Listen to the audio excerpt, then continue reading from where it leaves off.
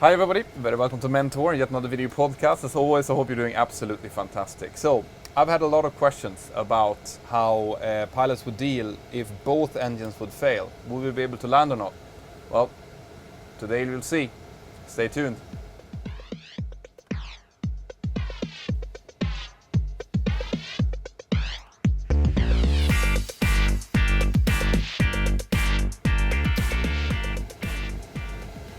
All right, Elton, before takeoff checklist below the line, please. For takeoff below the line. NCP. Set. Transponder. TARA. Strobe lights. Are on. Landing lights. On. For takeoff check. Thank you. Timing.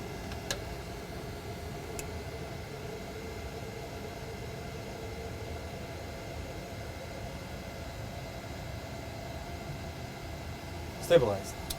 Set takeoff thrust.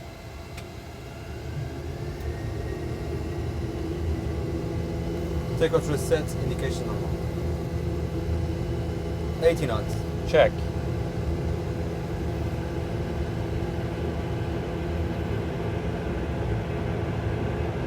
V1. Rotate.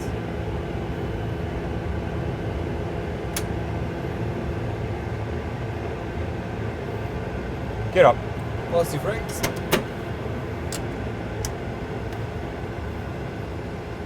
LNAV. Well now.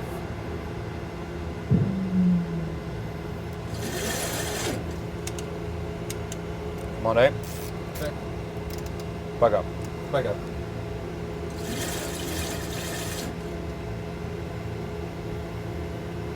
Flaps 1. Speed check. Flaps 1.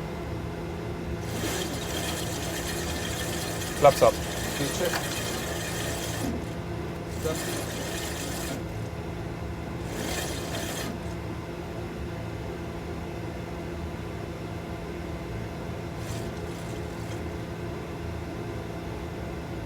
Flaps up no lights. Set standard. Set. Standard set, passing flight level 46, climbing flight level 90. VNAV. After takeoff checks, and you can release the cabin crew. Release after takeoff check. Air compress. Climbing. 2.4. Set. Altimeters. Standard set, 3 times passing flight level 62, climbing flight level 90. After takeoff check is complete. What? Birds? Okay, that didn't sound very good. Birds on the right. Okay, so state malfunction, please, Elton. So, loss of N1 AGT, N1 to decrease. I would say both engine failure Both engine failures confirmed. with severe damage. Yes. With severe damage. Okay, in that case, there is no point in trying to restart the engines. Agree. So if you can start the APU, please. Starting APU and I will declare Mayday. Yes, please. Dublin, Mayday, Mayday, Mayday. Mentor 360, both engines failing. Request proceed back to runway 28 if available. Mentor 360, your mayday is recorded at time 1924. Copy, turning right and will request full emergency equipment upon arrival. Mentor 360, that's all understood. Okay, I will tell the cabin crew as Check. well, because you don't have anything since you don't have any electrical power. So waiting for Cab- the APU. Cabin crew, prepare for no time available emergency. No time available emergency. Landing very shortly. Okay, that's it. So as soon as we have electrical power, put it back on for me, please. I will. And we'll see if we can get back to runway 28. I'm overbanking a little bit here now to get good visibility back. Check. And we're quite high for a quick return anyway. APU on the bus. I got the electrical power. Thank you. If you can please give me Bank angle. Bank angle. the runway 28 ILS, please. I will. We're very high for runway 28, but it's the best chance we have. Bank angle. You agree? I Bank agree. angle. Runway is inside. Take the gear down, please. Speed check. Flaps 1. Check. I will give you direct to the runway. Yes, please. You have it, and I will also give you the speeds. Bank angle. Bank angle. Flaps 5. Speed check. Bank angle. Bank angle. Flap inhibit switch to flap inhibit suite. Flap And inhibit. we can put the terrain inhibitors as well. Train inhibit as well. Speed is under control. 2,000 feet. Check.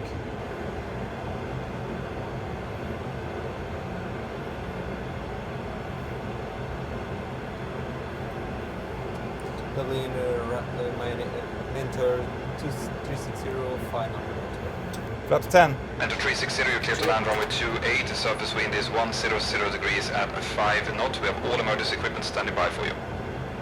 Flaps 10. Just keep giving me flaps as the speed is decreasing now. Check.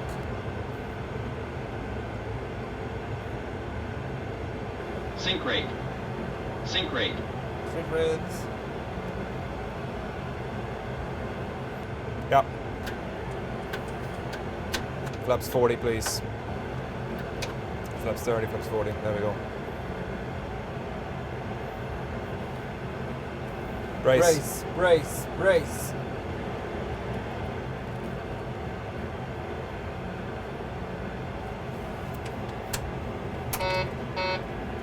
Speed brakes up. Max manual braking. 100 knots. 80 knots. 60 knots.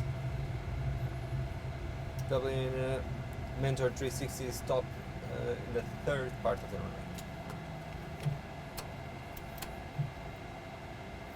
Okay, I'm not going to set the parking brake because the brakes are going to be really, really hot here. I'll keep it like this for now. Check. Okay, and holding it still. Cabin crew, stand by. Cabin crew, stand by. Okay, Elton, we are on the runway. We have survived. Yes. It's a good thing. Okay. It was good. Yeah, we had fairly high speed on landing. Not too bad though. Not too bad. Not too bad. Not at all. So the brakes could potentially be hot, but what we'll do is we'll talk to the fire crew when they appear on the fire frequency 1.1.6, and I'm also going to talk to the cabin to see how the situation is in the back. Okay. Okay. Sounds great. Good. So let's see. I'll talk to fire crew on 1.1.6 first. So your radio number 1. Already one. Dublin fire from Mentor 360. We have stopped just short of Echo 6, and would like you to give a full look over the aircraft. We had 2 engines fail and with severe damage, so would like you to tell me if there's any leaks of any sort, and also if how the brakes are looking, if they're hot or not, and anything else that you can see around the aircraft. Anything that would lead up to a need for an evacuation. Okay, let's see if the fire crew is coming here soon.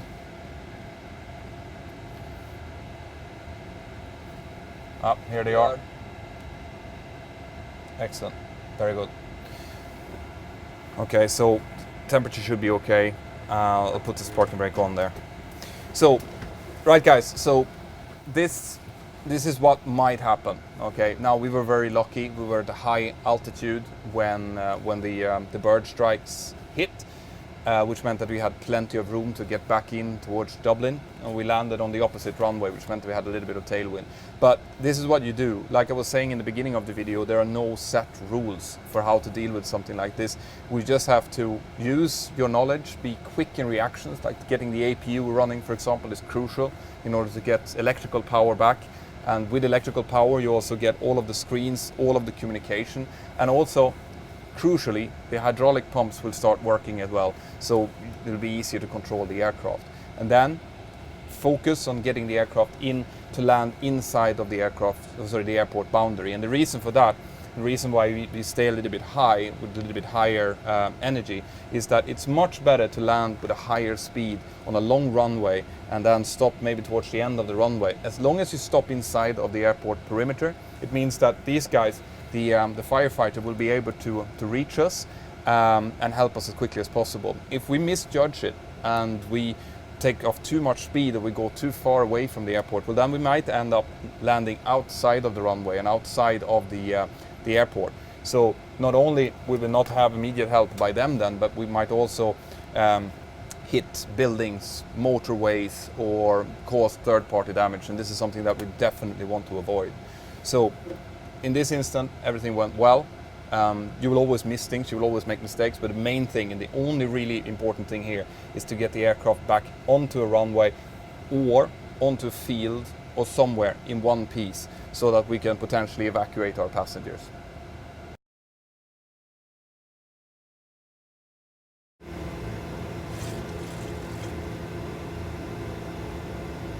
Flaps up no lights. Set standard.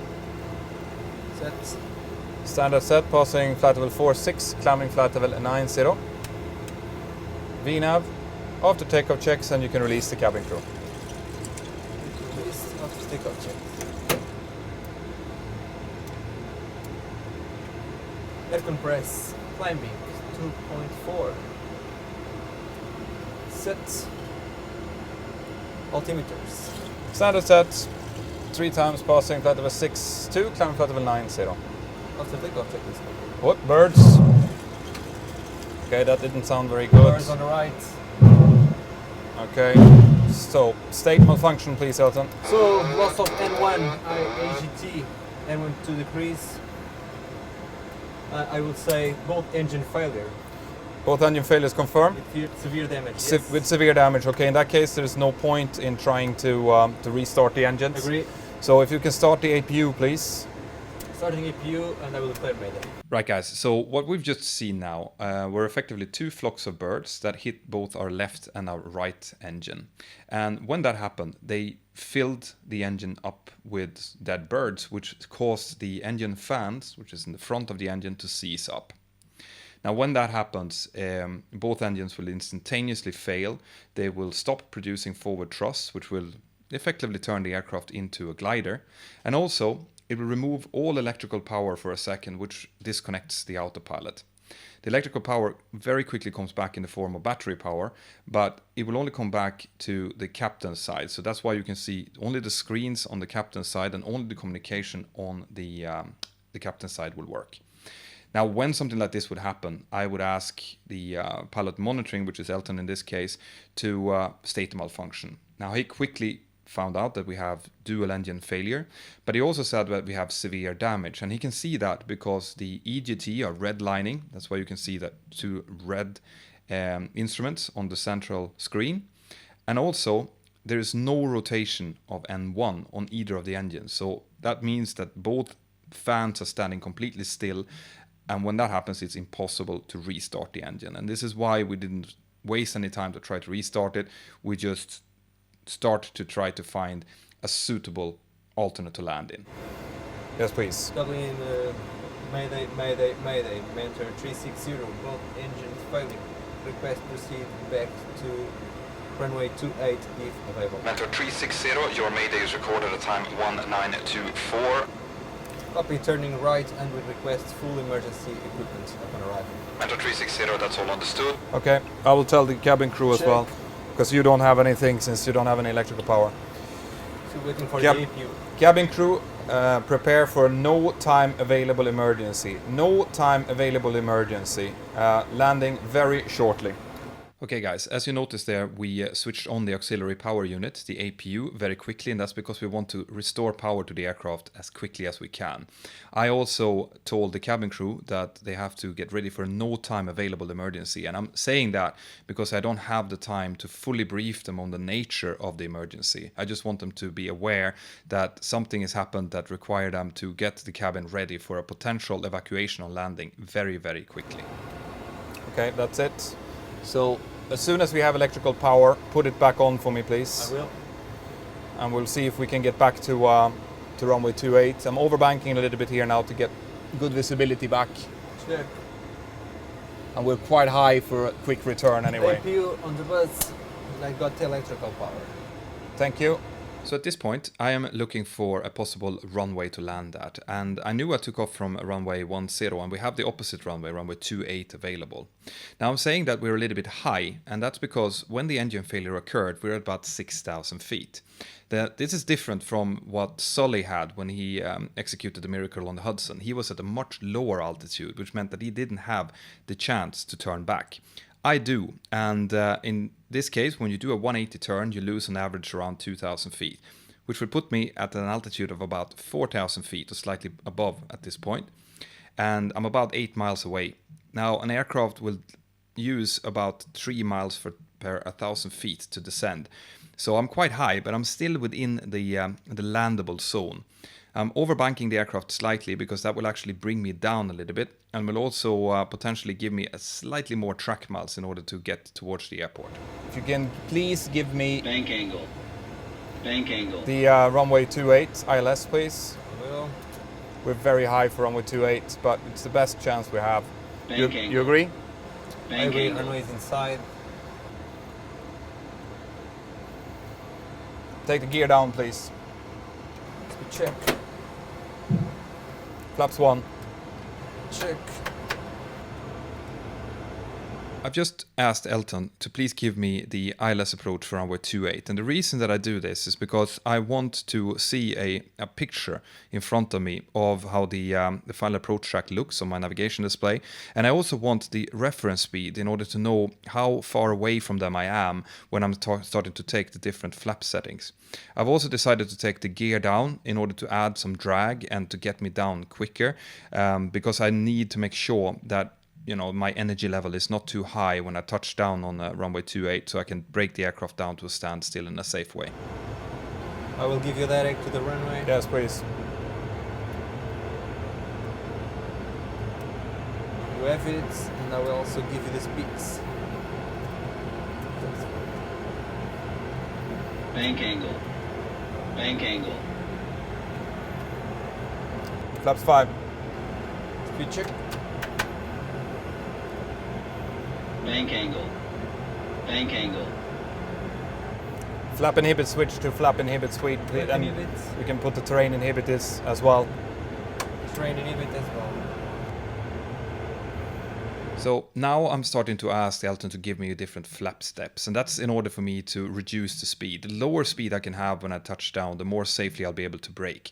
I've also told him to give me flap and terrain inhibit, and that's in order to get as little warnings as possible. I know that I only have one chance at this because I don't have any engine thrust, and I also know that I'm likely not going to be able to get all of the flap steps that I need out before the landing, so I don't need those warnings. Speed is under control. 2,000 feet. Check.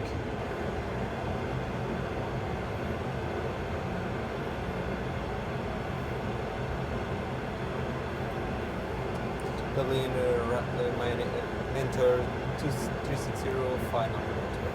Flaps 10. Mentour 360, you're clear to land runway 28. The surface wind is 100 degrees at 5 knots. We have all emergency equipment standing by for you. Flaps 10.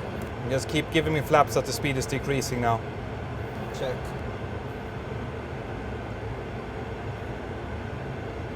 Sink rate. Sink rate. So we're getting a sink rate warning at this point, and that is not a problem because I know how high I am in relation to the runway since I'm fully visual. This would only be a problem in case I didn't have enough speed and the sink rate was coming because the aircraft was effectively stalling. But at this point, I am just maneuvering the aircraft to be able to touch down within the touchdown zone. Three grids.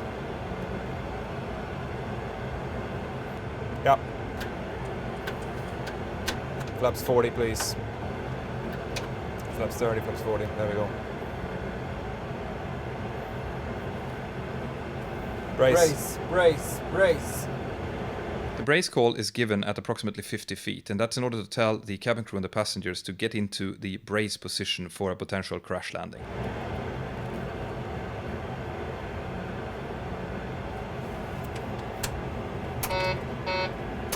Speed brakes up. Max, manual braking. As you can see here, I was actually manually reaching for the speed brake lever, and the reason for that is that I know that we're coming in with slightly higher speed, and I know that sometimes when that happens, the speed brakes might not activate automatically.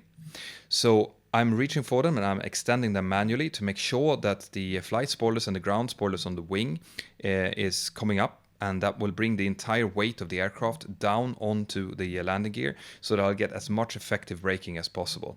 The warning that you're hearing is actually the takeoff configuration warning, and that's coming because the thrust levels are still in the forward position where I left them during the engine failure. As soon as I close the thrust levels, that warning will disappear. 100 knots, 80 knots, 60 knots. Dublin Mentour 360 stop in the third part of the runway. Great. If you have any questions regarding this, and I'm suspecting that you do, then please write them in here on comments on the video. Give me a like if you like these type of videos, by the way, and subscribe to the channel if you haven't already. And if you like more of these type of videos, more of these technical videos from inside of the cockpit, well then I highly recommend you to get the Mentour Aviation app. Now I've created a lot of great collections in there. Some of them are filmed in 360, so you can look around. Some of them is with wide angle, but they're all highly technical, and they will show you how we, the flight crew, me and Elton, how we deal with similar situations. And you can also chat with us. So if you have a direct question, well then you just tag @Mentour, and that will send me a push message. So if I have the phone ready, I'll be able to answer you. Have an absolutely fantastic day wherever you are out there, and we'll see you next time. Bye bye.